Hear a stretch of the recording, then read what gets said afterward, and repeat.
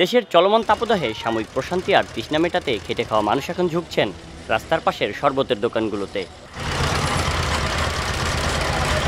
শুধু ভ্রাম্যমাণ শরবত নয়, উন্মুক্ত ফলের দোকানগুলোতেও ভিড় এখন চোখে পড়ার মতো।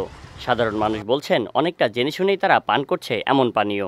ভাই, স্বাস্থ্যকর অসুস্থকর এটা বুঝতেছি না। গরমের যে পরিস্থিতি এখন মনে করেন যে আমাদের একটু জাস্ট তৃষ্ণা মেটানোর জন্য এটা যদি মনে করেন যে মৃত্যুর কারণ হয় তাও মানুষ খাইতেছে, কারণ গরমের যে পরিস্থিতি। আমি জানি যে এটা অস্বাস্থ্যকর, তারপরেও খাচ্ছি আপনার, কারণ যে গরম পড়ছে গরমে কুলাইতে পারি না ভাই, গরমে কুলাইতে পারতেছি না, বাধ্য হয়ে আমাকে খেতে হচ্ছে। তো যারা বুঝে তারা কিন্তু খায় না, কষ্ট হলেও সেটা ভালো একটু ফিল্টার করা পানি তারা খাওয়ার চেষ্টা করে। কিন্তু রোডে গাড়ি যেহেতু ভালো কিছু এতটা পাওয়া যায় না স্বাস্থ্যসম্মত, হতে বাধ্য হয়ে সেখান থেকে খেতে হয়। এদিকে শরবত বিক্রেতারা বলছেন শরবতে দেওয়া বরফ অস্বাস্থ্যকর নয়, বরং এটি স্বাস্থ্যকর বলে দাবি তাদের। হ্যাঁ, এটা ভালো আছে, এটা খাবার পানি দিয়ে বানায়। আর ওই যেটা মাছের লেগে বানায় এটাও দেয় মানুষ, এই শরবতের ভিত্তিতে আইনা মানে অনেকজন দেয়। বরফটা এই শীষমেলা থেকে আনি। ওইটা কি ওখানে কি কারখানা নাকি মাছের আড়ত? কারখানা।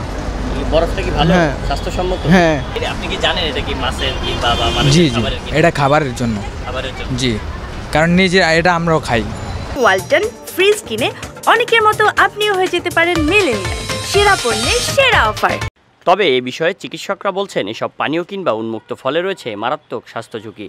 তারা বলছেন এগুলো খেলে ডায়রিয়া, আমাশয় ও জন্ডিসের জীবাণু দ্বারা আক্রান্ত হওয়ার শঙ্কা রয়েছে।